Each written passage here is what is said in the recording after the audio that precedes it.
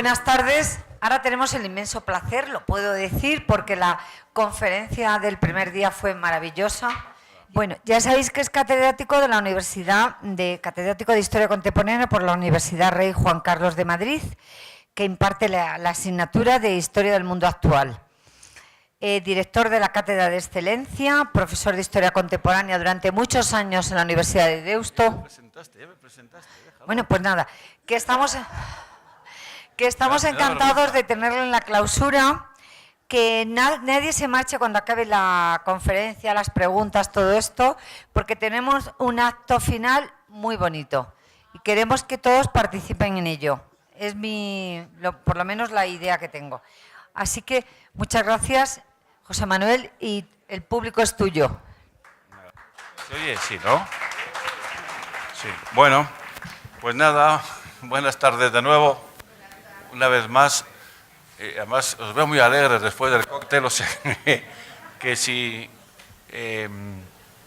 digo alguna imprudencia, alguna cosa, seguro que vais a ser más comprensivos. Bueno, primero voy a hacer las gratitudes y los cariños habituales. Quiero, como ya dije el lunes en vuestro excelente colegio, agradecer a José Ángel, catedrático de la Universidad José Ángel Hernández, que está aquí. Cada vez lo veo con mejor color, por cierto, porque lo he ido viendo de forma reiterada estos días en su casa, que nos ha cogido una casa que tiene que le ha traicionado el fervor atávico, que parece un caserío vasco, por cierto, rodeado de montañas, los muebles son así, y que sin duda se debe a su excelente mujer, Violeta, que nos ha atendido con una gratitud y con un cariño y una calidez humana tremenda, ¿no? También a Cristina Portillo, que ya tengo el honor de tener entre mis amigos, ¿no? Y con ese ánimo que le caracteriza en todos sus ámbitos. Esta mañana me ha enseñado el colegio, por cierto, me he quedado, el otro día no pude verlo por la rapidez, tenía que venir aquí al curso, y la verdad es que me ha encantado, me ha parecido de un nivel, a pesar de tener 40 años, ¿no? Y visto, me ha enseñado, me ha llevado por las aulas, los pequeñitos, con otras profesoras que están aquí presentes, ¿no? Muy agradable, y además me ha prometido, así lo hago público, que me va a encargar una chaqueta del colegio, una anorak, que me ha encantado muchísimo con el escudo. Me parece muy bonito el uniforme, la verdad me parece muy entrañable, ¿no? Así que también le agradezco muchísimo. Por supuesto, a la universidad creo que se ha ido ya el vicerrector, pues porque, y el padre Mauricio, que no estaba aquí, os ha tenido que escapar, también se ha escapado, que me he hecho muy amigo de él, muy entrañable, que me da mucha paz, por cierto, y además ya me siento como la impresión de que trabajo aquí, que vivo aquí, porque José Ángel me ha dejado las llaves de su despacho, le he invadido su despacho amablemente, he estado trabajando ahí todos los días, el profesor Confli me ha llevado de excursión, me ha hecho comer chigüiro, que estaba muy bueno, por cierto, me llevó a su bachoque, y además he estado 15 días, casi 14 días, con una intensidad, con la lengua afuera todo el rato, porque no, esto ha sido el único escape con la excursión que hicimos a la Candelaria y el Museo Colonial, excelente, por cierto, si no lo han visto ustedes, se lo recomiendo, me ha parecido de un nivel impresionante.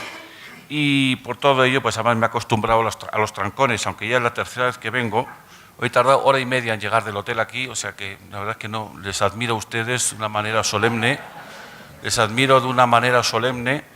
porque vamos, ya me he acostumbrado, ya me llevo mis libros en el taxi, todas estas cosas, con lo cual pues están muy bien.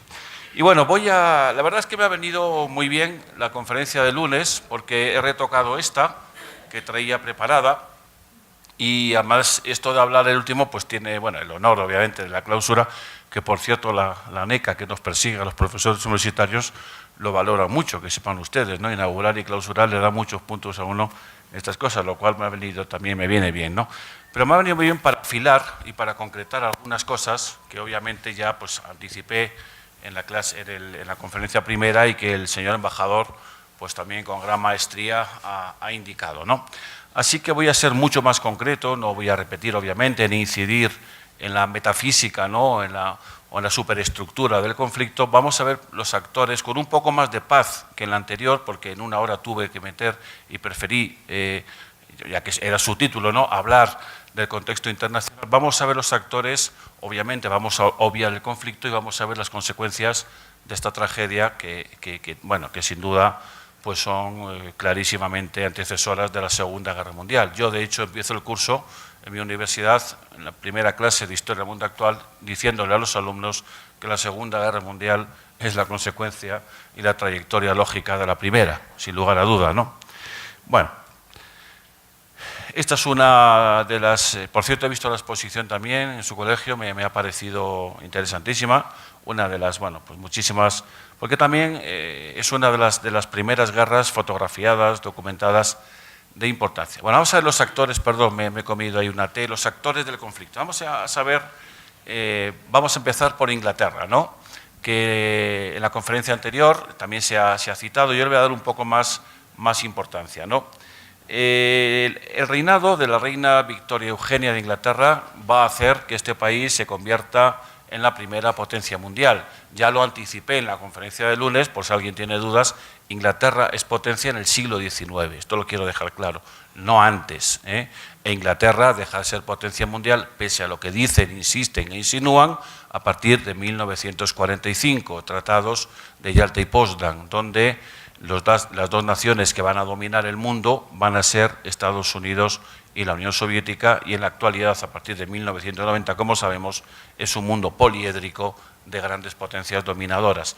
Pero hay que insistir en que en el 19, y especialmente en el reinado final de Victoria Eugenia, pues va a convertirse en una potencia mundial. El principal, para mí, el principal actor, junto con Francia, de este escenario, más allá de las potencias nuevas que anticipé el lunes, de Rusia y por supuesto, Estados Unidos y, como no, Japón, ¿no? Las razones ya las conocemos, no insistiré: revolución industrial la primera y, evidentemente, el auge colonial, el darwinismo social y todo lo que ya anticipé el lunes.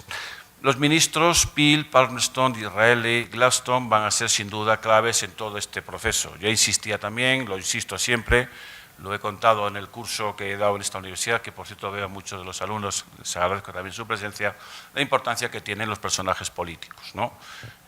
Yo no creo, como anticipó la Escuela de los Anales y la marxista, que todos son revoluciones o todos son luchas de clases o todos son conflictos de grandes masas humanas, que lo son, sin duda, pero también los personajes importantes. Disraeli, por el Partido Conservador o Tory, instituyó ya el imperio como tal en 1876. Gladstone, jefe del Partido Liberal, alternó con Disraeli sin despeinarse y también contribuyó a esta forja del imperio, el periodo que se llamó de espléndido aislamiento, que ya anticipé, y el fulgurante desarrollo de Alemania. Esto es muy importante, ¿no? Tras su configuración como Estado-nación en 1871, este es otro actor clave. Alemania hizo que Eduardo VII buscase una alianza con Francia y la amistad con Italia y España. ¿Por qué esta diferencia? La alianza con Francia, porque el cúmulo de intereses y de poderío que tenían ambas naciones era superlativo, era estratosférico, ¿no? Las dos naciones van a competir por repartirse el mundo y lo van a conseguir, ya lo dijimos, sin duda, ¿no? Y amistad con Italia y España, que a veces la historiografía anglosajona desprecia en estos conflictos, en este ámbito, pero que no hay que despreciar, sobre todo en el caso de Italia. No tanto nosotros, que veníamos, como ya sabemos, de la pérdida colonial masiva, pero que vamos a tener también nuestra participación, ¿no? en el ámbito de Marruecos y en la Guinea Ecuatorial, como sabemos. Pero Italia va a tener un papel, y Portugal, de la que hablaré luego, que el otro día se me quedó un poco en el tintero, pero Italia va a tener un papel para mí mucho más importante de lo que se cree. Es verdad que, para su desgracia, se lo digo a mi principal discípulo, que es italiano, aunque está en España hace muchos años, los italianos llevan sin ganar una guerra desde el Imperio Romano, o sea, han perdido todo, ¿no? Entonces, en consecuencia, digo, estoy exagerando, ¿no?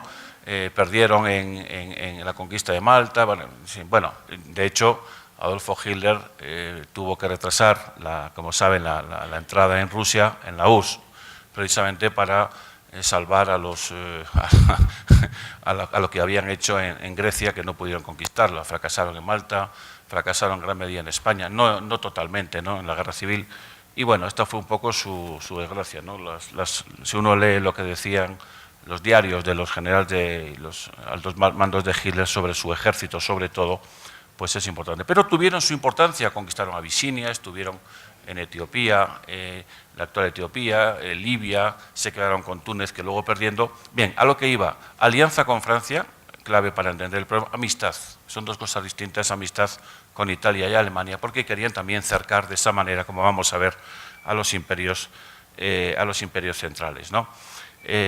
Chamberlain, y captada por el poeta Kipling, que a mí me divierte mucho leerle, de las así glorias que hace de su país, etc., ¿no? Francia, que he acotado más porque sabía, obviamente entendía el contenido del embajador francés, es en la Tercera República, y bajo la gobernación de Boulanger, cuando, gracias también a estadísticas de la naturaleza de Ferry, en particular su imperio colonial importante, ¿no? España es muy interesante en esta época, es muy interesante en la etapa de la Restauración hasta la Segunda República, donde está tremendamente estudiado, pues alguien tiene interés, nuestra participación colonial, ¿no? Incluso durante la Segunda República se conquista Sidifni, por ejemplo, donde mi padre estuvo haciendo la mili, ¿no? En concreto, y toda la parte del Sáhara.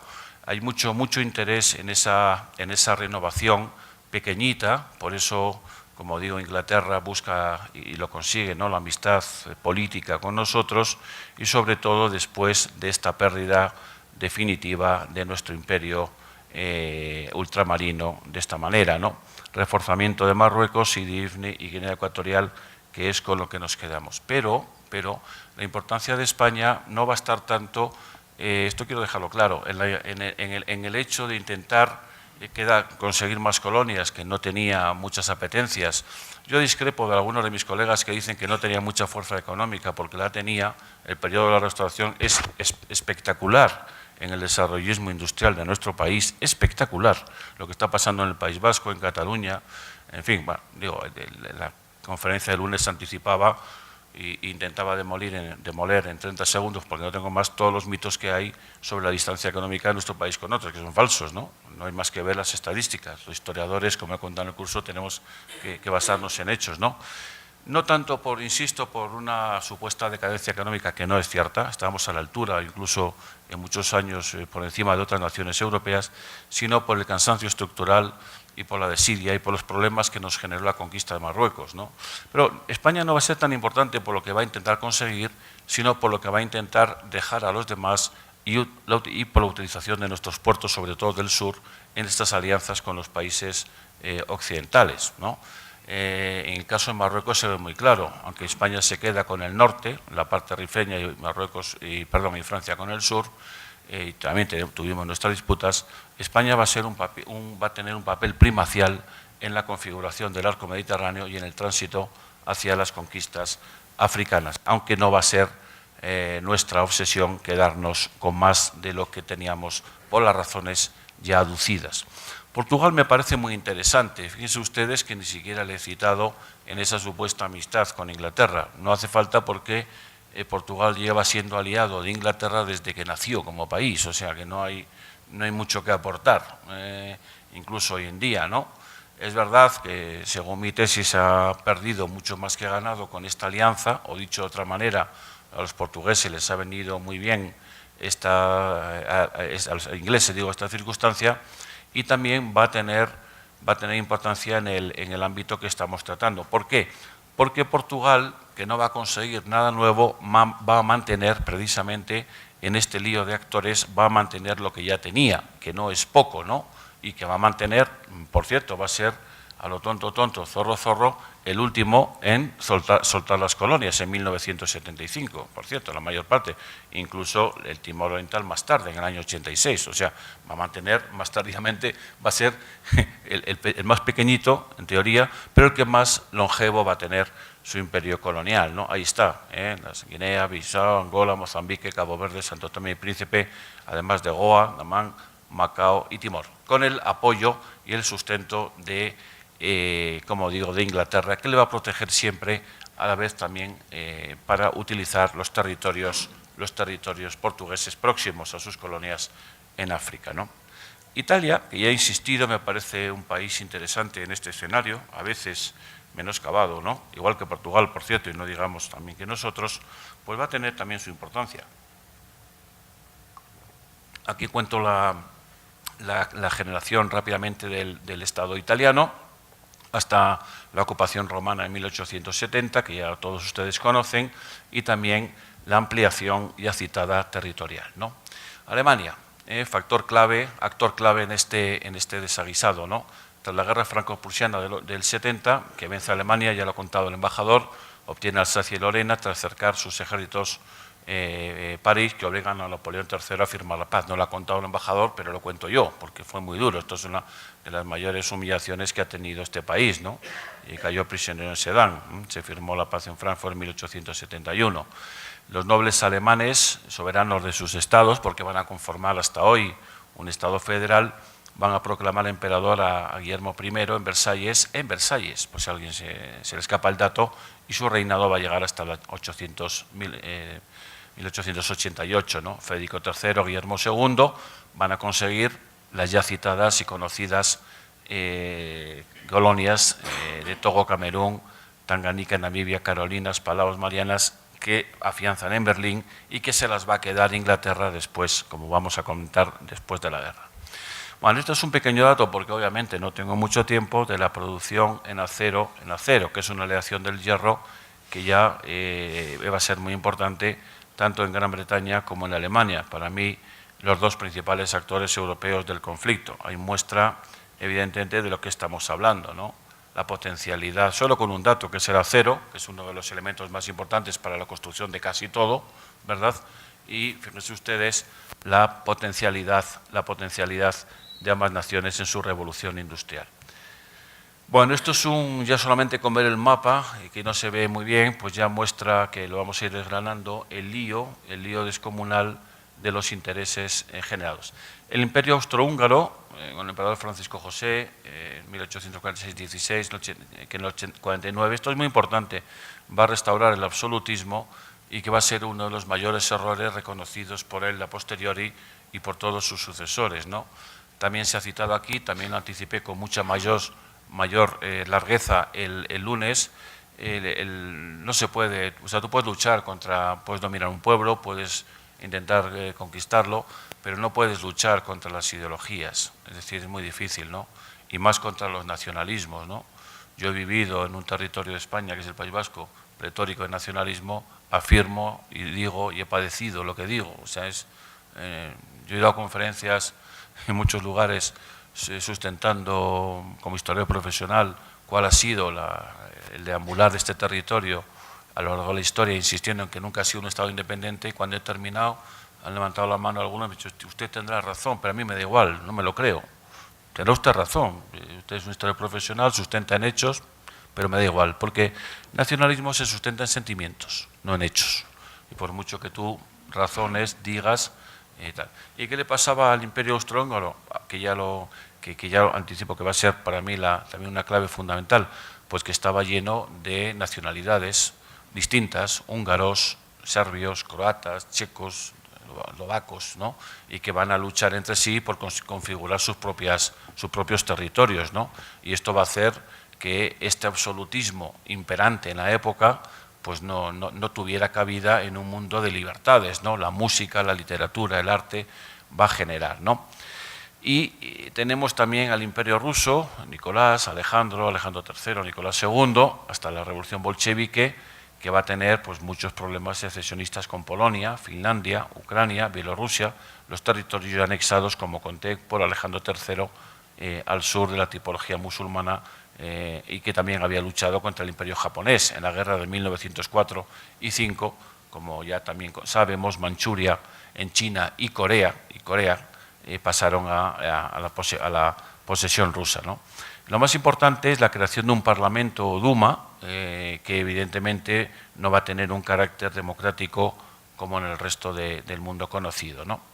Y el Imperio turco, que el otro día lo conté un poco de pasada, pues también va a ser un actor clave, como vamos a ver en consecuencias, porque va a dejar de tener un sultanato, va a generar obviamente una república moderna con Ataturk y va a perder pues todo lo que tenía. Se van a quedar en la península de Anatolia de manera muy efectiva por sus luchas con Rusia y también por sus luchas, evidentemente, con Alemania, que es, como ya anticipó, que quería precisamente desplazarse hacia el este de Europa. A comienzos del siglo XX, los turcos solo disponían de Albania, Macedonia, Tracia en Asia, Armenia, Irak, Siria, Trípoli y la Cirenaica en Libia, más Argelia y Túnez, que habían pasado a Inglaterra. Bueno, este es un mapa muy interesante, me parece, que ya ha sido, que ya lo conocemos, porque ilustra, está ahí puesto en lila, las llamadas potencias centrales, ¿no? Están los países de la Entente y los países neutrales, ¿no? Me interesa destacar el tema de los países que están en lila y que van a quejarse permanentemente de las ambiciones de unos y otros países europeos en sus fronteras, ¿no? Esto que hoy, desde la perspectiva occidental del siglo XXI, cuesta mucho entender, y como ya también comenté, en una época en la que las guerras se hacían casi sin despeinarse y con evidentemente pocos problemas, tiene mucho que ver por las razones que daban alemanes, austrohúngaros y otomanos de que les estaban acogotando las potencias occidentales de Inglaterra y Francia y de Rusia, ¿no? Me preguntaba antes un alumno del curso que por qué Alemania había tenido colonias en África. Le respondía que evidentemente por el interés, igual que habían hecho otras naciones en conseguirlas, pero quiero dejar claro que la traslación del Imperio Alemán o de Alemania, o lo que luego va a ser el Imperio Alemán, en sus ambiciones territoriales siempre van a ser lo que está marcado como Austro-Hungría y especialmente los territorios de población masiva alemana, como va a tener lugar en la Segunda Guerra Mundial, Lituania, Letonia y Estonia, ¿no? El Imperio Otomano, con Bulgaria, que pretende ser una potencia zonal en la época, que no lo va a ser, va a aliarse con estas dos grandes naciones, precisamente en un intento fallido y último de decadencia absoluta de mantener su imperio. Y el expansionismo ruso, que fracasado con Japón en la guerra de 1904-5, va a tener las mismas apetencias que Alemania. O sea, estamos reproduciendo, aunque la historia no se repite, los iconos de la política exterior van a ser muy similares a los de la Segunda Guerra Mundial, como voy a explicar luego. Estamos reproduciendo, excepto con el Imperio Otomano y, por supuesto, Italia, que en este caso va a cambiar de bando y que en la Segunda Guerra Mundial se va a liar con el eje por la ideología fascista de Mussolini, estamos reproduciendo un modelo que en muchos sentidos proviene de la Edad Moderna, ¿no? Potencias centrales en forma de sándwich absolutamente desestructuradas por las grandes potencias europeas. Bueno, este es el sistema de alianzas muy conocido, la Triple Entente, la Triple Alianza y los países neutrales que aparecen ahí en el mapa, ¿no? Vamos a ver Vamos a ver de una manera más efectiva lo que cuento aquí. Alianza, esto es muy importante, ¿no? El canciller Otto von Bismarck estableció como base de su política exterior la alianza con Austria. Me decía el mismo alumno en el cóctel, ¿es verdad esa tesis de que el Imperio Austrohúngaro era un satélite de Alemania? No, pero evidentemente no hay más que retrotraernos, o mejor dicho, llevar al año 1938, cuando se forma el Auschwitz, o la Unión de Austria y Alemania, y la Unión de Sintonías Político-Económicas y Culturales. Aunque esto hay que matizarlo. En los juicios de Nuremberg, los nazis decían, cuando se les acusaba de los crímenes, que ellos no habían sido, que habían sido los austriacos del sur, que estaban latinizados porque habían estado en contacto con el Imperio Turco, por ejemplo, ¿no? Pero en cualquier caso, mismo idioma, misma cultura, misma relación política, le van a hacer llevar a esta alianza de manera efectiva, ¿no? Por tanto, alianza de Bismarck con Austria en 1879, la dúplice alianza en 1882 une a Italia a causa de una rivalidad con Francia en Túnez. Esta razón les va a llevar a los italianos a aliarse con ellos. Por otro lado, el otro escenario, Francia, Rusia e Inglaterra forman la Triple Entente en 1907, o bloque de potencias aliadas, que provenía de la alianza franco-rusa anterior de 1892, la Entente Cordiale franco-británica de 1904 y el acuerdo ruso-británico de 1907. Por tanto, como ven ustedes, estamos remachando en dos grandes bloques uniones parciales que se habían dado con anterioridad. El atentado del 28 de junio del 14, que era domingo, por cierto, en Sarajevo, del archiduque Francisco Fernando, a cargo de Gavrilo Princip, un nacionalista serbio, va a generar el inicio del conflicto. ¿Cuáles son los bandos? Potencias centrales, Alemania, Austria-Hungría, Turquía y Bulgaria. Bulgaria, si a alguien le sorprende, aspira a ser la potencialidad central balcánica por excelencia, una cosa realmente sorprendente, ¿no? Los aliados, Francia, Rusia, Inglaterra, Italia, desde 1915, primero fue neutral, Serbia y Grecia, por las razones ya explicadas. Este es el archiduque Francisco Fernando, que muere en un coche descapotado, con un tiro a bocajarro, como se mataba en aquella época, lo hacían en el caso occidental los anarquistas, en los países orientales los nacionalistas, y este es Gabrielio Princip, el asesino del archiduque, pues ahí con cara atormentada, como se ve, y un profundo nacionalista que buscaba, como tantos otros en el área centroeuropea, la creación de su propio país. Este mapa que me he montado con ayuda de un ayudante mucho más cualificado, pues muestra el panorama mundial, porque es una guerra mundial, ¿eh? Estamos acostumbrados a pensar, perdón por la obviedad, que la Segunda Guerra Mundial afectó a todos los escenarios planetarios, pero la primera también, ¿no? Ahí están marcados en verde los territorios de la Entente y los aliados, en marrón las potencias centrales, que marcan las pocas posesiones que le quedaban al Imperio Turco, y en África las colonias que tenía Alemania, y el resto de los países neutrales, empezando por el suyo, en el que estoy presente, que aparece así. No así, por ejemplo, Brasil, Canadá o Estados Unidos, ni mucho menos, por supuesto, Australia y Nueva Zelanda, que estuvieron con el bloque de los aliados, ¿no? Esto es algunas de las numerosísimas potencias que lucharon en ambos bandos, porque quiero dejarlo muy claro. La verdad es que aquí hay un error y está mal estudiado lo que pasa fuera de Europa. Si uno se mete en este complicadísimo mundo de este conflicto, siempre nos va a llevar a los escenarios europeos, al mundo europeo, a las batallas europeas, como mucho al norte de África, pero sin embargo hubo batallas, hubo cargamentos, hubo relaciones económicas, sociales, pues prácticamente, como acabo de explicar en la anterior transparencia, en todo el planeta. Y hubo muchísimas guerras coloniales, por cierto, dentro de África. Si uno ve el mapa que acabo de citar, fíjense que están en gris las poquísimas naciones que permanecen neutrales en el conflicto. Una cosa es que no tengan escenarios como en el Somme o como en Gallipoli, pero otra cosa es que no hubieran participado en este mundo, evidentemente, de conflicto. Ahí están también, bueno, otro esquema de las potencias, ¿no? Soldados alemanes en Berlín con el uniforme que se van a inventar, que va a tener, por cierto, una influencia tremenda en muchísimos países, incluidos muchos países sudamericanos, que proviene de la etapa de Guillermo, ¿no? Otra escena de soldados en las trincheras. No voy a incidir en esto porque es lo que más se conoce de este dramático conflicto poco caballeroso, como decía el embajador, donde pasaban meses, días, años consorteando con salidas a casa, etcétera, ¿no? La artillería británica, siempre se habla de los grandes descubrimientos y avances de las armas alemanas, pero también los británicos desarrollaron mucho más que los franceses. La fábrica alemana de morteros, Minerwerfer. Y vamos a entrar ya, bueno, obviamente no voy a hablar a las consecuencias de la guerra, que aquí sí me voy a explayar un poco más porque creo que es importante para entender incluso el mundo que vivimos, aunque está realmente relacionada con la Segunda Guerra Mundial, ¿no?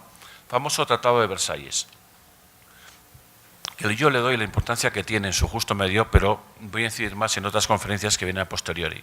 Consejo de los Cuatro. ¿Quiénes participan? Los más importantes: Wilson, Lloyd George, Clemenceau y Orlando de Italia. Conceptos de la negociación, importantísimo. Idealismo norteamericano liderado por Wilson, autodeterminación de los pueblos, libertades individuales y colectivas, retirada del colonialismo y la famosa Carta de los 14 puntos contra el militarismo, la discriminación de los pueblos. ¿Cuál era el objetivo metafísico de esta arquitectura política, de este presidente que, por cierto, le adoran en todo Centro Europa?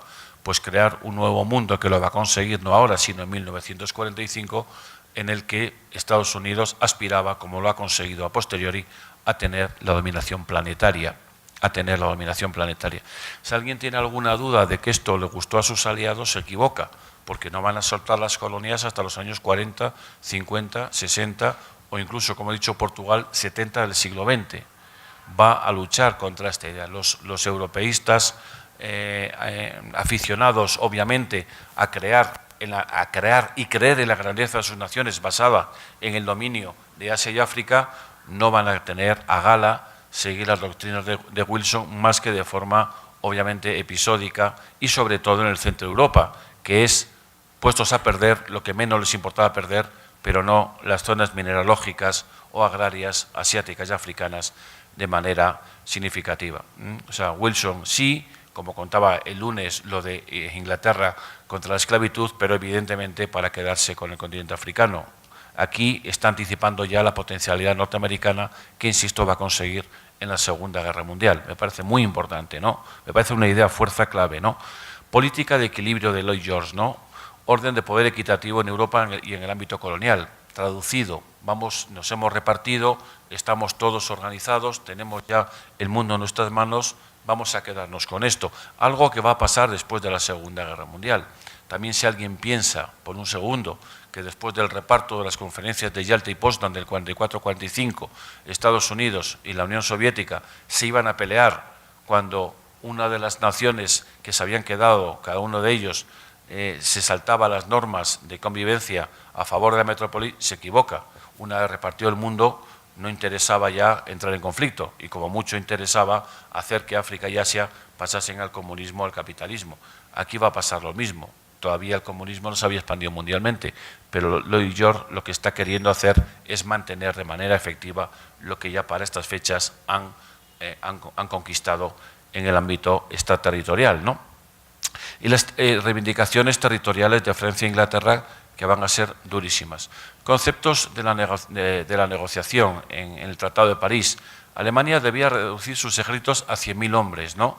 Se limitaba su armamento y se imponían altísimas sanciones económicas y reparaciones. Los franceses estaban vengando, es verdad.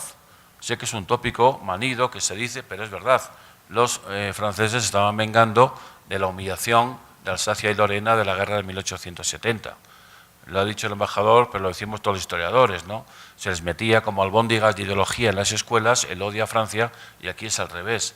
A ver, esto no justifica que luego el nazismo nos llevase al mundo a la mayor de las destrucciones, pero es así.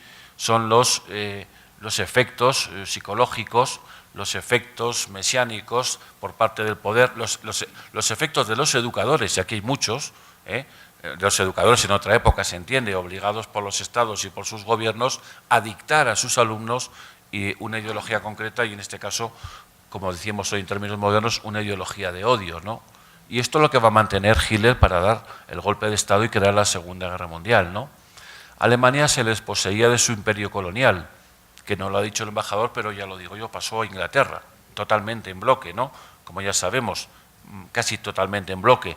Se le quitaba el corredor polaco a Danzig para tener un acceso directo a los puertos no helados permanentemente del Báltico, porque el Báltico tiene una parte que está permanentemente helada y no se puede andar. Y esto les dolió muchísimo, ¿no? Poznania, un territorio germanizado desde casi la Edad Media, pasaba a Polonia, ¿no? El ducado de Slesvig pasaba a Dinamarca, al sur de Dinamarca, al norte del país, condados de Eupen y Malmedy pasaban a Bélgica, ¿no? Más pequeños, pero no menos importantes. Y atención a esto, Alsacia y Lorena, el gran territorio gestor del odio, no del odio entre los dos países, que todavía hoy no sabe uno cuando está allí. Yo he estado, ya lo conté, no sabe dónde está, pasaban de nuevo a Francia, ¿no? Parte de Silesia, tras sufragio popular, a Polonia, y la región del Sarre fue sometida al mandato de la Sociedad de Naciones, que nace en esta época, en el año 19, y que duró hasta 1945 con sede en Ginebra, y no puso orden mundial en el conflicto, ¿no? También en parte como las Naciones Unidas, que bueno, pues tiene un papel primacial en el orden mundial, pero no en su control o en su imposición, ¿no? Se desmilitarizó la orilla izquierda del Rin, ocupada por los aliados, y desaparecieron los imperios austrohúngaro y turco gracias al nacionalismo y al romanticismo. Todo este conglomerado de situaciones que le hacen entrar a Alemania en una barrena de, ellos hablaban de humillación, yo no digo de humillación, sino de pago de consecuencias del conflicto, van a tener una incidencia significativa en el ámbito de la guerra. Este es otro mapa interesante, cómo estaba el continente europeo antes y después de la Guerra Mundial. Ahí veis las naciones nuevas, la Polonia en sus territorios cercenados y ampliados, Alemania también cercenada, en fin, todo lo que estamos viendo, ¿no? Territorios perdidos por Alemania en el Tratado de Versalles en 1919. Y vamos a esto, ya sé que estamos cansados después del cóctel, pero requiere una especial atención, para mí al menos, ¿no? Porque cuando se cierra la Primera Guerra Mundial, en sus tratados internacionales a veces obviamos estos pequeñitos tratados que, en mi opinión, son sumamente más importantes que los anteriores y que, obviamente, por ser breve, los hemos resumido, ¿no? Vamos a ver, están todos, sus hechos más significativos. 1919, 10 de septiembre, Tratado de Saint-Germain-en-Laye, sobre las fronteras austriacas. Austria pierde Bohemia y Moravia a favor de Checoslovaquia para siempre, algo que los austriacos no van a poder entender y que se van a desquitar en la Segunda Guerra Mundial. Y Galicia, que pasa a Polonia, el Tirol meridional, Istria y parte de la costa dalmática, se incorpora en Italia, cediendo otros territorios a serbios, croatas y eslovenos. El artículo 88 prohíbe la unión de Austria con Alemania, que por cierto se la saltará Hitler en 1938 con el famoso Auschwitz, que unirá ambos territorios. Por tanto, aquí Austria se desmembra totalmente y es de una manera descabezada efectiva, ¿no? En 1919, el 27 de noviembre, el Tratado de Neuilly-sur-Seine establece la cesión por parte de Bulgaria de la costa del mar Egeo hasta Maricha a Grecia, ¿no? Pierde para siempre su salida a este mar, 4 distritos de Macedonia septentrional al reino de los serbios, croatas y eslovenos, rebautizado posteriormente como Yugoslavia, que es la unión, significa la unión o el yugo de los eslavos del sur, y Dobruja pasa a Rumanía y Turquía cede Tracia a Grecia. Y el Tratado de Trianón, más tardío, fíjense las fechas, ¿no? Todavía hemos terminado en el 18, 2 años después estamos negociando. Hungría queda reducida a 1/3 de su anterior territorio. Pierde Croacia, la región de Vaca y Eslovenia a favor de Yugoslavia. Transilvania, que pasa a Rumanía. No vean ustedes los problemas que tienen todavía hoy con esto. No vean, ¿eh? Yo he estado ahí dando clases en Club Napoca. Es una... Digo, a veces nos quejamos en los problemas que tenemos, por ejemplo, en España. No digo que están al nivel, por ejemplo, de Bélgica, los conflictos que tienen. Pero impresionante, ¿no? Porque una parte de la Rumanía de hoy se siente de cultura y de tradición y de raigambre húngaro, ¿no? Y Eslovaquia pasa ya definitivamente a Checoslovaquia. Imagínense ustedes, bueno, Hungría, por cierto, en el año 96 hizo un referéndum porque había muchas disquisiciones y decidió mantener las fronteras precisamente de Trianon y no han querido incluso volver a integrar otros territorios que podían haber entrado. Bueno, ahí está una imagen de lo que estoy comentando. Aquí está otra. Y vamos a ver también el Tratado de Sèvres de 1920, que regula cuestiones relativas al Imperio Otomano. Esto me parece muy importante resaltarlo. Sanciona la ocupación de Esmirna por parte de los griegos y exige de Turquía una renuncia a sus derechos de, atención, Libia, Egipto, Palestina, Siria, Mesopotamia y Armenia. La Asamblea Nacional Turca no firma el tratado, ni Kemal Atatürk en 1922, cuando crea la República tras un golpe de Estado. Vamos a algunos pequeños incisos. En el año 21, una comisión de reparación señala la cuantía que deberá pagar Alemania, ya de manera otra vez efectiva, 132.000 millones de marcos, una cantidad desorbitada que, como todos sabemos, nunca pagó. Alemania no puede hacer frente al pago de las reparaciones, lo anuncia formalmente. En el 22 de noviembre del 22 hay una guerra de nuevo entre Grecia y Turquía por las razones fronterizas y por Macedonia. En el 23 la ocupación del Ruhr por Francia.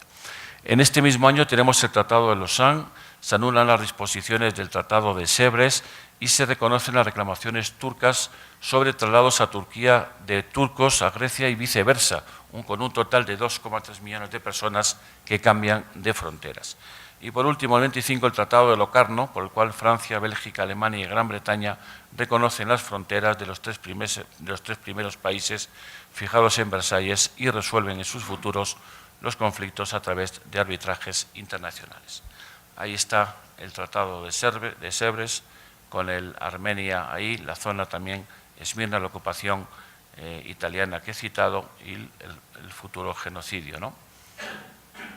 Otra imagen del tratado. Aquí están los firmantes, Stresemann, Chamberlain y Aristide Briand. Y el Tratado de Versalles siempre será tomado, vamos ya incidiendo en las consecuencias de la guerra, por Alemania como una humillación y nucleará la gestación del fascismo alemán. Esta idea me parece también absolutamente dominante, ¿no? El desastre de la Primera Guerra Mundial traerá consigo la decadencia y el repudio de no pocos europeos hacia el Estado liberal de derecho. Esto me parece todavía más fuerte y más significativo que el anterior. No se entendería nada del auge del fascismo después de esta guerra mundial, nada, sin esta idea que acabo de citar aquí, ¿no? O sea, si ahora, digo ahora recientemente, desde la crisis del 11, muchos estados europeos han puesto en cuestionamiento las relaciones con sus gobiernos tradicionales o con sus partidos tradicionales, en el caso de España escorando hacia la izquierda, en el caso de los países europeos, centroeuropeos hacia la extrema derecha, en muchos sentidos hay una cierta similitud con esta época, porque se repudia abiertamente al Estado liberal democrático, se repudia abiertamente. ¿Y por qué se le repudia abiertamente por parte de millones de europeos? Porque les han llevado a una guerra desastrosa, con 19-20 millones de cadáveres, porque han visto cercenados sus territorios, porque su pobreza después de la guerra es alucinante. ¿Y hacia quién se van a orientar? Hacia los populismos mesiánicos encarnados en el fascismo, que surge, como ya expliqué, en Francia de la mano de Sorel y se hace mayor en Italia con D'Annunzio y Pareto, ¿no? Los parlamentos, esto que nos suena a algo reciente de hoy por parte de algunos partidos, empiezan a ser menos representativos, a ser repudiados y a ser no considerados. Esto, claro, lo estoy contando en 5 minutos, pero esto supuso un shock en la sociedad. La gente no creía en el voto.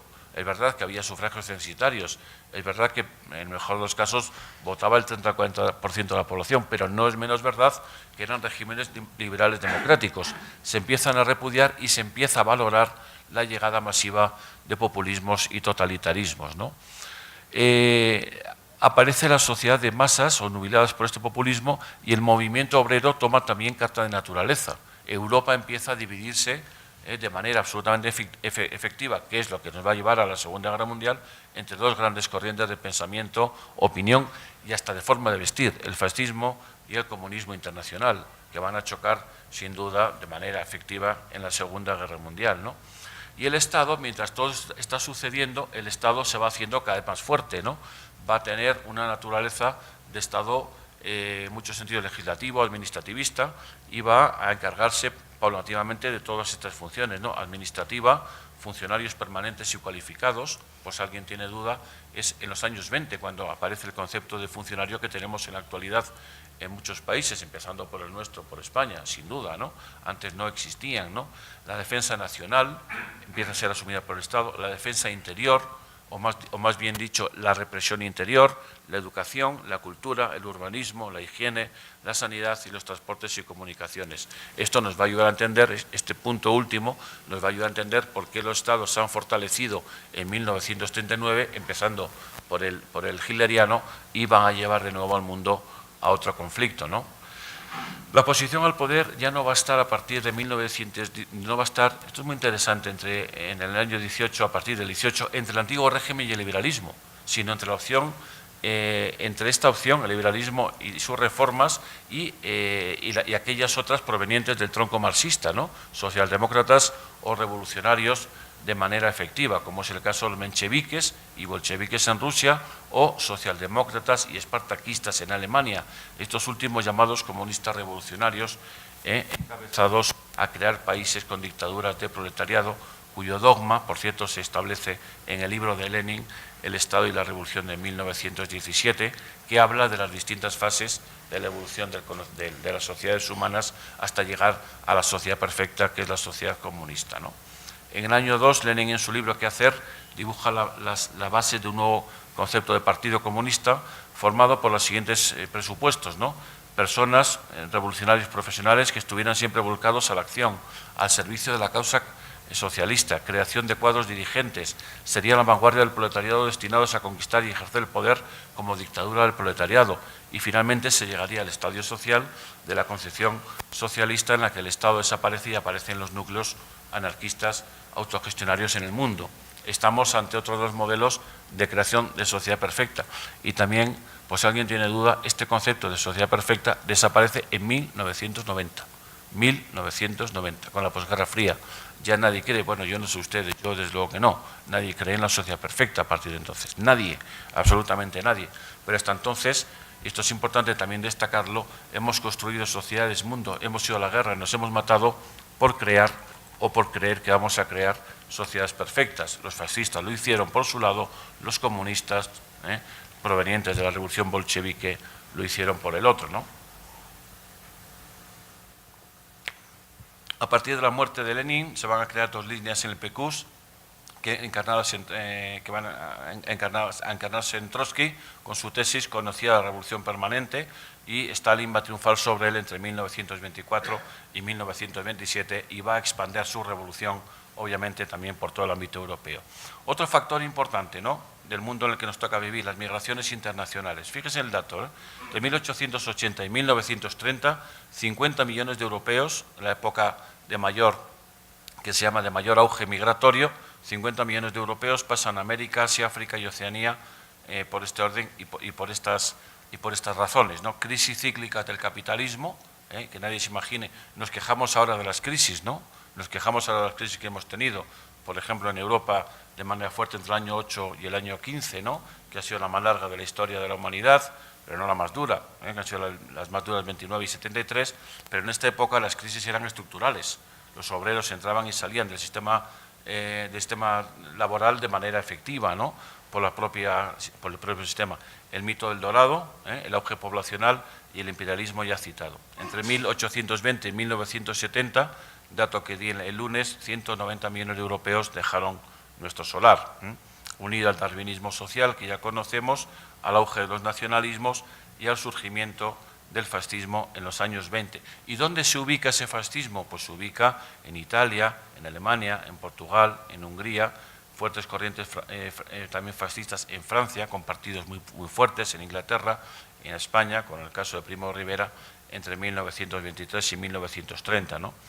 Auge como potencia tras la Primera Guerra Mundial en Europa de Francia e Inglaterra, con sus respectivos imperios coloniales, y Estados Unidos, que ya empieza a dominar y domina efectivamente el Pacífico, y Japón en Asia. Otro dato importante, otra consecuencia que me parece importante resaltar, es la intensificación de la legislación social en el periodo de entreguerras en todas las naciones occidentales. Esto también es algo muy importante. Ya lo habían anticipado tanto los fascistas como en el caso de las socialdemocracias, y vamos a tener un auge total de las legislaciones sociales ante el auge también del movimiento obrero, ¿no? Otra consecuencia importante es la creación de un nuevo Estado para el mundo, que va a llegar hasta hoy, hasta hoy, en fin, últimamente con los gobiernos que tienen en este país, no me atrevería a afirmar de manera efectiva esto, la creación de la Turquía republicana y laicista de las manos de este militar que da el golpe de Estado llamado Kemal Atatürk, ¿no? Se impusieron medidas realmente revolucionarias en el contexto hipertradicionalista musulmán en este país, se creó un Estado absolutamente moderno, reformas jurídicas igualitarias, de calado, que buscaban la aproximación a Occidente, el laicismo militante, administrativo, en la enseñanza, la utilización del alfabeto latino en 1928, por lo cual Turquía deja ya para siempre el alfabeto arábigo, y freno de la influencia del Islam en la sociedad civil y en la política, que se ha mantenido precisamente hasta las dos últimas elecciones, con la llegada de Erdogan y el auge supuestamente de un islamismo moderado, que sería cuestión de analizar, ¿no? Y crecimiento general de la economía, sobre todo las consecuencias de posguerra, hasta la crisis de 1929, de la que todavía hoy los historiadores profesionales no sabemos explicar bien, ni probablemente lo sepamos explicar bien nunca, más allá de esa tesis generalizada de que hubo un rumor masivo de ventas en Nueva York y el mundo colapsó. El primer gran colapso del capitalismo moderno, que tuvo unas consecuencias funestas para el mundo posterior y que desde luego está también en base de la creación de la Segunda Guerra Mundial, ¿no? Voy terminando con algo también que me parece incluso mucho más significativo que todo, y esta sería la consecuencia negativa, ¿no?, de la Segunda Guerra Mundial, que es el auge no ya del fascismo internacional, que siquiera brevemente lo hemos citado, sino del nazismo, ¿no? El nazismo, para el nazismo, no se entendería el nazismo sin la Primera Guerra Mundial, o mejor dicho, sin el Tratado de Versalles, ¿no? Esa cantinela que hacen los nazis y que hemos visto en tantas películas y hemos leído en tantas novelas, de nos han humillado en Versalles, ¿no? Esa gestación de toda una generación, 2 generaciones de maestros en las escuelas, haciendo odiar a los niños alemanes contra especialmente Francia, ¿no?, y en menor medida Inglaterra, porque les han humillado en Versalles y les han hecho todo lo que les he contado a ustedes hace 20 minutos o media hora. Les han quitado el Ruhr, les han invadido, les han hecho pagar 130.000 millones de marcos. Todas estas circunstancias, aunque parezca una simpleza, no lo fueron y crearon una conciencia colectiva de animadversión hacia las democracias occidentales vecinas y especialmente hacia Francia, ¿no? Esto lo utilizó muy bien Adolf Hitler en el año 1933, cuando llega a la Cancillería.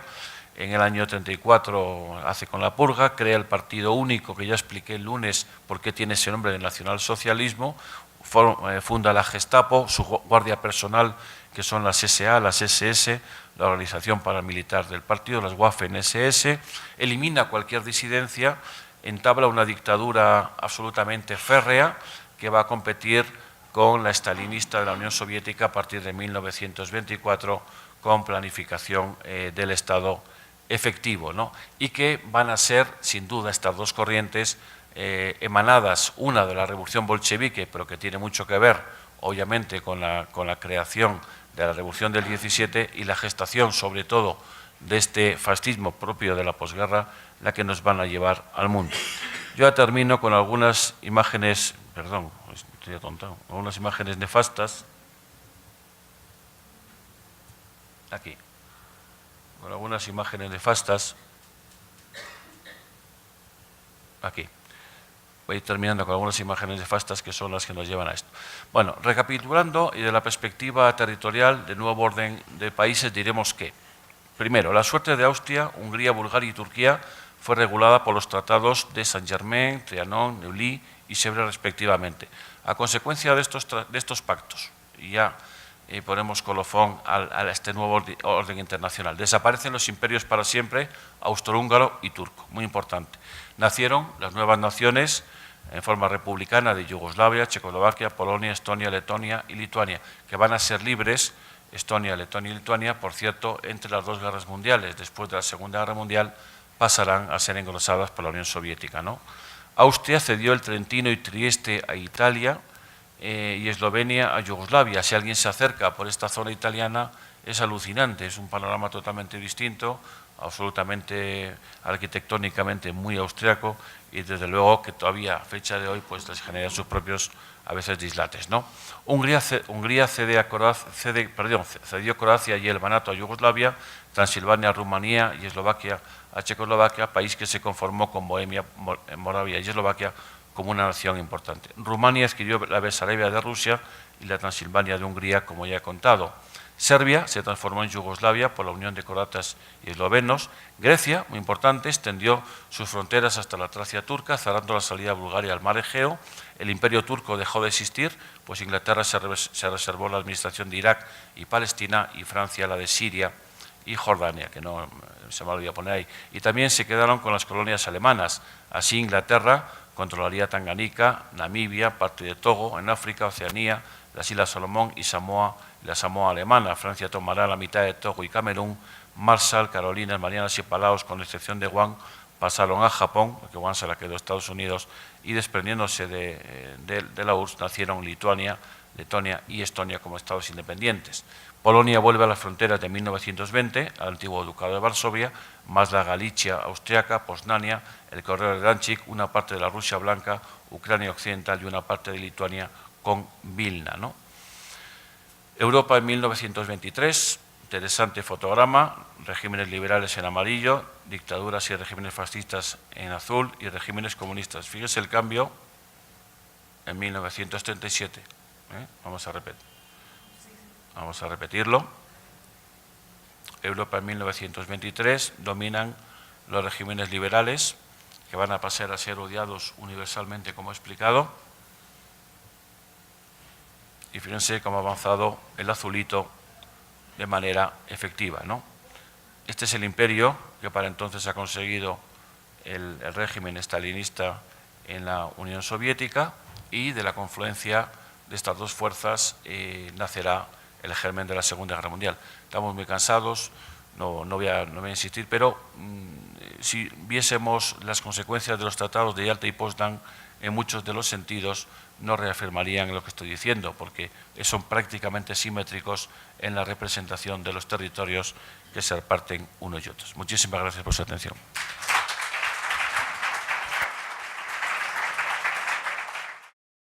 Bueno, primero agradecerle por la conferencia, por esta y por la primera, muy interesante. Yo quería preguntar, cuando usted muestra el mapa de los países que estaban implicados en la Primera Guerra Mundial, yo vi que estaba Centroamérica en verde,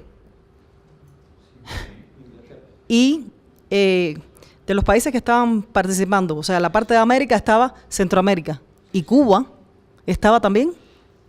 Cuba estaba también, sí. ¿Y qué participación tuvieron esos países? Bueno, hay dos partes, ¿no? Interesante la pregunta. Una parte es dónde se posicionaban, ¿de acuerdo? ¿Dónde se posicionaban? Una vez que se habían posicionado, ¿no?, que estaba Cuba, evidentemente, en aquel momento bajo la influencia norteamericana, pues imagínese usted con quién va a estar, pues con Inglaterra, ¿no?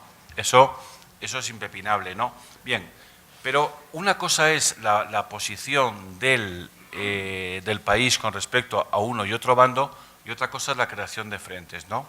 Pero esto es muy interesante matizarlo, y le agradezco su pregunta, porque si bien es cierto que en la Segunda Guerra Mundial, lo he dicho de soslayo en la intervención, los historiadores siempre hablamos de batallas en África, hasta en Uruguay hay una batalla por el Graf Sprit, hay en todo el mundo batallas, o en casi todo el mundo. En el caso de la Primera Guerra Mundial, no sé por qué hay una tendencia, bueno, sí sé por qué, porque los historiadores europeos somos muy eurocentristas, ¿no?, muchas veces, a narrar solamente hechos bélicos en el ámbito de Europa, ¿no? En el caso de América, no, en la Primera Guerra Mundial no hubo batallas dignas de mención. Sí, en África. En África se forraron a conflictos intercoloniales, ¿no?, ya no declarados, no citados muchas veces, no manifestados como guerras, pero como estaban en guerra mundial y los estados habían declarado ya, obviamente, el conflicto, tal. En el caso de Cuba, lo que hace es posicionarse con los Estados Unidos y con Inglaterra. Bien, respondiendo a su pregunta de forma concreta, ¿cómo se tamizaba esa admisión a un bando u otro? Primero, en dinero, en sumas de dinero, a veces clandestinas, a veces registradas en los propios anales de los países, en bastimentos, o sea, en todo tipo de materiales, y en apoyo logístico. Una red de espionajes, por ejemplo, impresionante, ¿no?, impresionante en todo el mundo. Y luego, sobre todo, convenios para, las guerras devoran las economías nacionales, convenios para sacar desde trigo, pasando por azúcar, siguiendo qué es lo que Cuba, ya que usted me pregunta en concreto, dio a los aliados, a los aliados occidentales, ¿no? Les dio tabaco, les dio azúcar, les dio ron, les dio productos agrícolas de una manera efectiva, pagados a veces y otras no. Pero todos lo hicieron de una manera efectiva, ¿no? Entonces, bueno, incluso si tenían que reclutar dinero de manera efectiva a través de tal, o comprar cosechas, lo hicieron en todo el mundo, de manera absoluta. Batallas en Europa, en África y en Asia también. Profesor Azcona, con primera medida, muchas gracias por esa muy estimulante conferencia. Asombroso poder resumir todo este gran periodo de la historia universal en el tiempo en que usted lo hizo. Yo tengo dos inquietudes, no sé si abuso de su gentileza, pero pues las esbozo hasta donde se pudiera responder. La primera tiene que ver con Italia y Japón. Italia y Japón se sintieron maltratados en Versalles en el 19, a pesar de las sesiones de la Japón, usted no abundó mucho, Italia sí. La pregunta es, ¿hasta qué punto ese ese sentimiento que inicialmente fue los gobiernos, que después pues obviamente se iría transmitiendo hasta llegar, haría que precisamente en la Segunda Guerra Mundial fueran integrantes del eje Berlín-Roma-Tokio. Bien sabemos que la centralidad de Alemania es fundamental, esencial en la Segunda Guerra Mundial, pero otro cantar hubiera sido, parodiando eventualmente los posibles no realizados de Stefan Zweig, diría uno, ¿qué hubiera pasado si Italia hubiera estado entre los aliados como estuvo en la Primera Guerra Mundial, no en la Segunda? ¿Qué hubiera pasado si Japón también hubiera sido lo propio? Entonces me gustaría conocer su opinión al respecto. La segunda inquietud que la disparo de una vez con perdón, tiene que ver con nuestro país, con Colombia. Pues obviamente completamente marginales en esa circunstancia, pero en esa época precisamente estaba de canciller bajo la presidencia de José Vicente Concha, nada menos que Marco Fidel Suárez. Marco Fidel Suárez había precisamente formulado su famoso Respice Polum, mirar hacia la estrella polar, es decir, hacia los Estados Unidos, en forma alegórica, metafórica, porque hacia allá tenemos obviamente que ir nosotros en Colombia, y desde entonces se empieza a crear este imaginario no tanto colectivo, pero sí gubernamental en Colombia, de que tenemos una amistad especial con Estados Unidos a partir de lo que fue el Tratado Urrutia-Thompson, que no solamente llega a cristalizarse en el 22. La pregunta en concreto es, ¿por qué Colombia pudo quedarse neutral? Porque es que ante esa situación del canciller vemos que toda Sudamérica es neutral.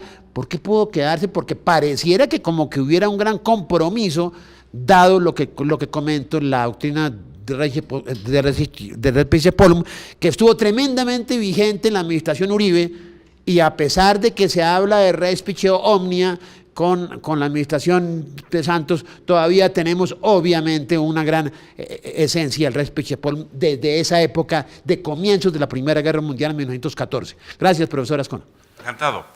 Bueno, la primera pregunta me viene como anillo al dedo para incidir en una cosa que, obviamente, por el tiempo que he limitado de estas conferencias, bueno, no tengo la menor duda, y esta es una de mis tesis, y lo he escrito muchas veces y barajo, no tengo la menor duda de que el basculamiento de Italia y Japón hacia la Segunda Guerra Mundial tiene que ver con, a mí la palabra humillación no me gusta, tiene que ver con su pérdida en Versalles. No tengo la menor de las dudas.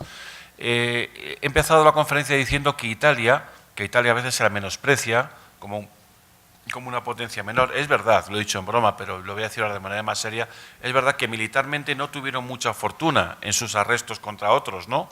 En general hablo, pero no es menos cierto que al final tuvieron un papel muy significativo en el Mediterráneo y en África, ¿no? Entonces, la pérdida, evidentemente, la falta de respeto hacia sus posiciones coloniales en el Tratado de Versalles les va a generar un resentimiento en una época que es muy difícil de entender, en una época en la que los territorios generaban resentimientos. O sea, y se metía como coletilla y cantinela en las sociedades de los niños a los más viejos, y al final generaban odios colectivos que impulsaban a los gobiernos a llevarte a guerras por razones pequeñas. Esto sin duda, y Japón evidentemente, ¿no? Japón, vamos, la potencialidad que desarrolla a partir de la era Meiji, el desplazar, el quitarle a Rusia, ¿no?, de Manchuria y de Corea, por un lado, ¿no?, el hecho de intentar hacerse fuerte en el ámbito del Pacífico, pues le va a generar obviamente la animadversión de ¿quién? De Estados Unidos, que ya dice, después de derrotarnos a nosotros, que el Pacífico es el mar norteamericano de todo, para él de todos los tiempos. Van a bascular totalmente. Es verdad también, no se entendería, esto es cierto, pero no es menos cierto que en estos dos países, en Italia y en Japón, se desarrollan dos tipos de fascismos. En Italia, el más teórico, el más purista, junto con por cierto, la España de Primo de Rivera, el más purista, el más teórico, el más digamos, rocambolesco, divertido, no sé, estrafalario de Mussolini, ¿no? pero en Alemania, en mi opinión, se genera el fascismo más temeroso del mundo, en mi opinión, por encima incluso del alemán.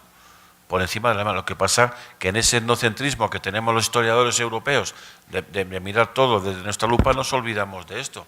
Pero ya, vamos, lo que hace Japón, cuestión que estoy, por cierto, últimamente estudiando con mucho ímpetu, porque me interesa personalmente, el fascismo que desarrolla Japón es de una belicosidad, de una violencia, de una destrucción de pueblos, de un odio hacia otras colectividades tremenda. Y evidentemente va a bascular hacia esto porque se ve humillado, bueno, humillado no es la palabra, se ve desplazado, se ve repudiado, se ve de manera no querida en el conjunto de defensa de los europeos. Y no nos olvidemos, yo les he dado un montón, lo siento, porque es que tenía que especificar todos los cambios territoriales porque era la conferencia que me había pedido José Ángel, y así lo he hecho, ¿no? Es decir, cuáles son las consecuencias territoriales, económicas, políticas, pero desde la perspectiva, esto es muy importante, desde la perspectiva de poder, vamos, dejo claro, asiento y sustento que, vamos, Francia por un lado e Inglaterra por otro no iban a dejar perder ni un milímetro de su posición en Europa, que era su principal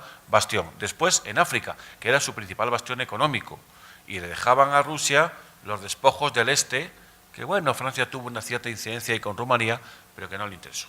Por tanto, está clarísimo. ¿Qué hacen italianos y japoneses en la Segunda Guerra Mundial, que han creado dos regímenes fascistas también por odio y antonomasia a lo que les ha pasado en la Primera Guerra Mundial? Crear un fascismo rocambolesco, pero cuidado, que también mandó a sus ejércitos y para mí el mayor de los fascismos de todo. Sin duda, no se entendería esa posición desde esa perspectiva. Y la segunda, la admiración hacia Estados Unidos.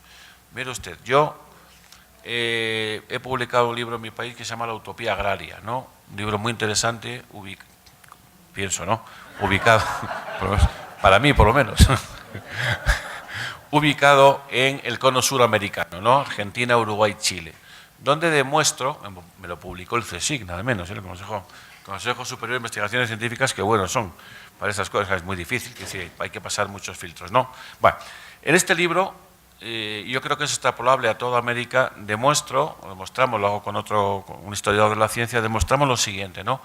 Que una vez que América Latina se independiza de España, se produce un fenómeno muy interesante, se producen dos fenómenos muy interesantes. Uno es la gestación del llamado hombre nuevo, o sea, la adquisición, la llegada de la búsqueda de anglosajones para mezclar los colonos nativos y crear un hombre que desarrolle esto, que traiga además dinero en la búsqueda de anglosajones, y dos, la obsesión en creer que la tecnología va a mejorar y va a cambiar el mundo latinoamericano como estaba pasando en Estados Unidos. De ahí surge un fermento que yo creo que dura hasta hoy. Conozco toda Iberoamérica entera, toda entera, lo he visto en todos los países, un fermento que yo en el curso estos días se lo decía a mis alumnos, yo no lo entiendo y no lo comparto, porque me considero una persona posmoderna y en mi interior procuro ser un ser libre, que es una admiración desmesurada hacia Estados Unidos en esta parte del mundo. Nace desde los arranques de la independencia. Rechazo a lo que hemos tenido, España y Portugal, la solución, la panacea, es la cultura, el mundo anglosajón, a través de sus hombres laboriosos, a través de su dinero y a través de su tecnología. Y añado yo, y a través de lo que se llama el efecto extranjero, que es pensar siempre, que esto es muy latino, por cierto, pensar siempre que los demás, a poder ser los anglos, pues tienen una superioridad eficiente hacia nosotros. Por tanto, no me extraña, y termino, para no extenderme, señor, no me extraña que Colombia, en esta época que usted cita, que yo no conozco tan bien, pues tuviese una admiración hacia los Estados Unidos, que en muchos sentidos, pues en esta área del mundo percibo de manera efectiva, y que afortunadamente en Europa no la hemos sacado ya hace 40 años. Buenas noches. Pues quería terminar la clausura del curso, del 15 curso de formación de Historia de España y América. Agradecer a todos la presencia, sin ustedes esto no tendría ningún sentido. A los conferenciantes en la representación de José Manuel Azcona, que ha sido una maravilla en la inauguración y en la clausura. Pero sobre todo queríamos terminar la clausura con un pequeño homenaje a José Ángel Hernández García, que ha sido nuestro, pues sin él no se podrían entender los cursos de formación de historia organizados por el Reyes Católicos, por su colaboración, por su generosidad, por su participación. Y pues queremos darle a través de, va a ser el director, el señor rector Luis Fernández López, el que le dé un recuerdo del Reyes Católicos.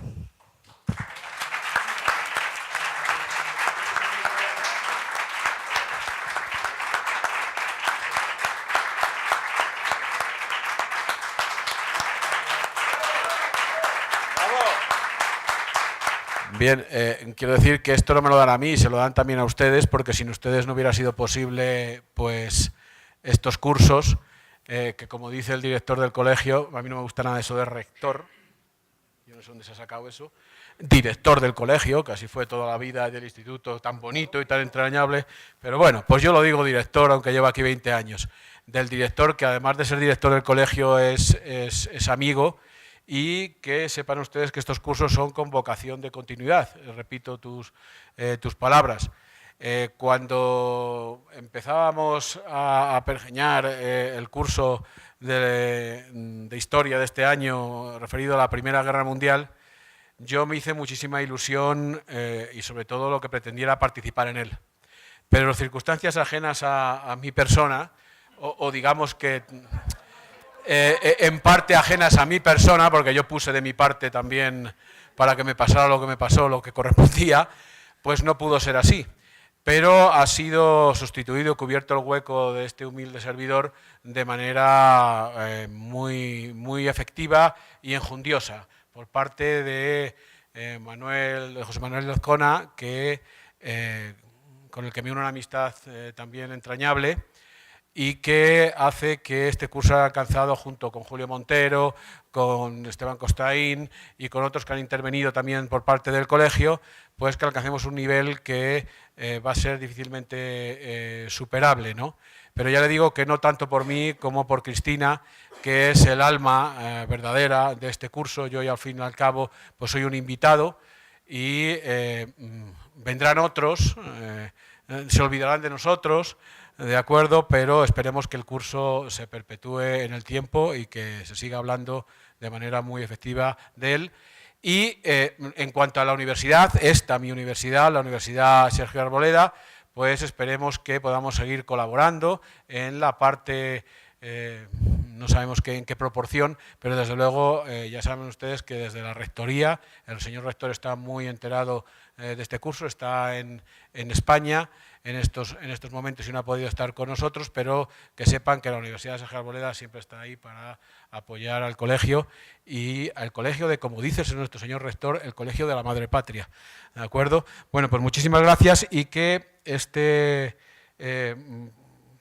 reconocimiento que estará en mi oficina en breve, espero, no sea porque me ha pasado ese percance, sino porque en verdad lo haya merecido. Muchísimas gracias, un abrazo muy grande.